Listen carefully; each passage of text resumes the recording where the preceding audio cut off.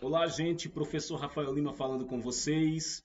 Nesta feita, vamos abordar sobre a jornada da Páscoa, das antigas celebrações da primavera, a ressignificação contemporânea.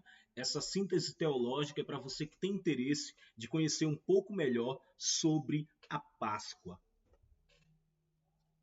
Tudo tem seu início, os ritos de renovação da primavera, né?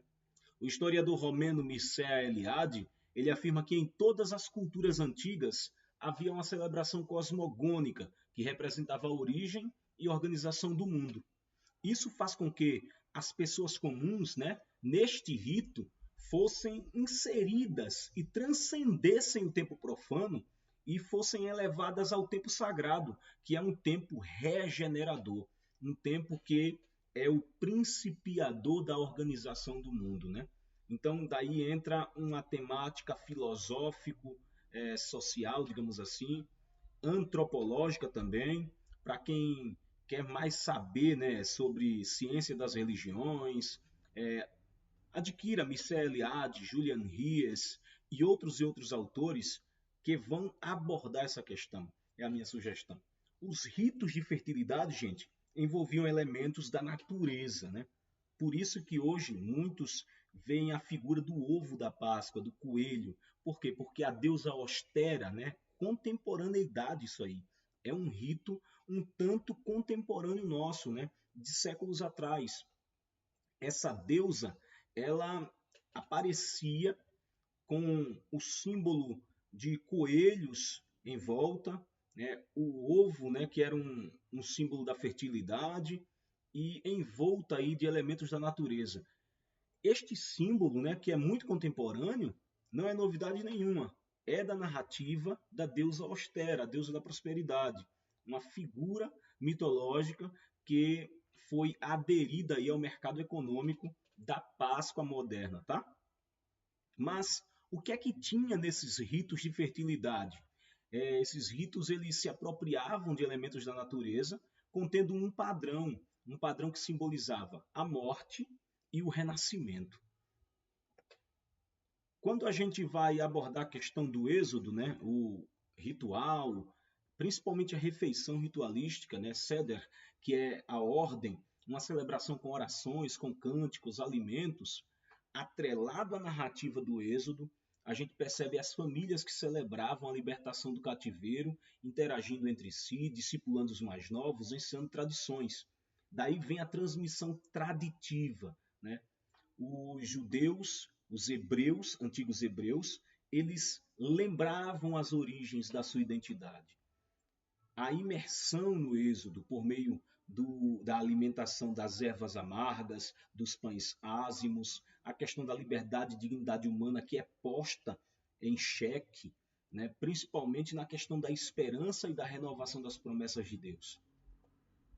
Quando a gente vai para a ressignificação cristã, a gente percebe que na teologia paulina, que de acordo com os especialistas é o primeiro registro, né, redacional ali do Novo Testamento, é Paulo que faz um midrash, uma interpretação dentro do que os teólogos rabínicos eles dizem, né, midrash, uma interpretação. Ele apropria-se da linguagem e interpreta que nas narrativas do Êxodo, o ápice, a concretude das promessas de Deus, né, é o Cristo. Então, ele compreende que Cristo é nossa Páscoa. A ênfase no sacrifício de Cristo na cruz e a ressurreição dentre os mortos é o fundamento teológico paulino. E as liturgias e celebrações que vêm posteriormente da igreja medieval, que vocês conhecem atualmente e é muito vivo, principalmente nas igrejas católica e ortodoxa, tá? Ritos da Semana Santa, práticas de inserção popular, a questão dos teatros, a questão dos cânticos gregorianos, as procissões, que são ritos públicos, caminhadas públicas, né? Em devoção a Cristo, a figura do Cristo na Semana Santa. Então, vocês percebam, há uma base comum que vai evoluindo, né? Os ritos primitivos, da fertilidade, a deusa egípcia Ista, uma grande influência que os hebreus vão se apropriar e, posteriormente, Paulo vai fazer um midrash, uma interpretação midrášica e vai dizer que Cristo é nossa Páscoa. Quando a gente adentra para qual o sentido e a relevância da Páscoa na atualidade, podemos sintetizar em três âmbitos. Né? O primeiro, sentido religioso, que é a celebração da redenção humana, uma nova vida em Cristo, considerando a ressurreição de Cristo como o ápice dessa revelação.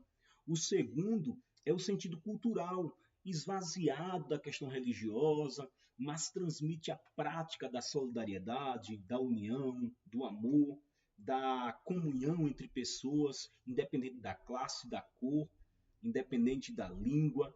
Né? É um momento solidário. Assim como o Natal, percebemos a grande relevância cultural disso. E o sentido social e político, né? Que muitos veem ali, principalmente no Êxodo, autores clássicos. Né? Eu poderia dar um exemplo para vocês aqui de Victor Hamilton, aqui nesse comentário do Êxodo. Ele vai dizer que o Êxodo ele é a base fundamental da crença que nós temos acerca da dignidade humana, a libertação do cativeiro, o Deus que se encontra ao lado do oprimido, tá?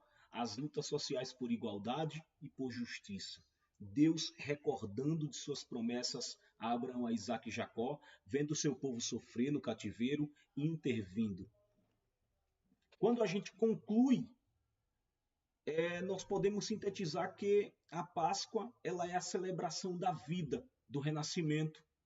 Ela é o memorial cristão da libertação dos oprimidos, da luta por justiça social, do ápice, né, da libertação e de comungar com o oprimido, não só o lugar, mas a esperança de uma vida melhor.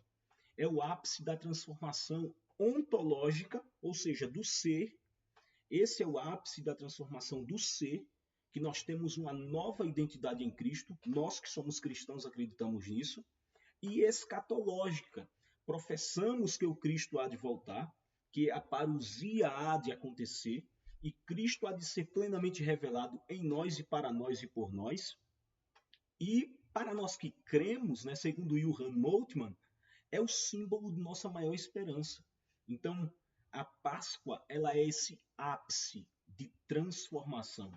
Se alguém perguntar para mim, nos dias atuais, o que é a Páscoa para mim, a Páscoa para mim resume-se nessa palavrinha: transformação ontológica, transformação do ser. Isso é o sentido da Páscoa para nós hoje. Se você gostou, curte, comenta, compartilha. Fica com Deus. Até a próxima. Tchau, tchau.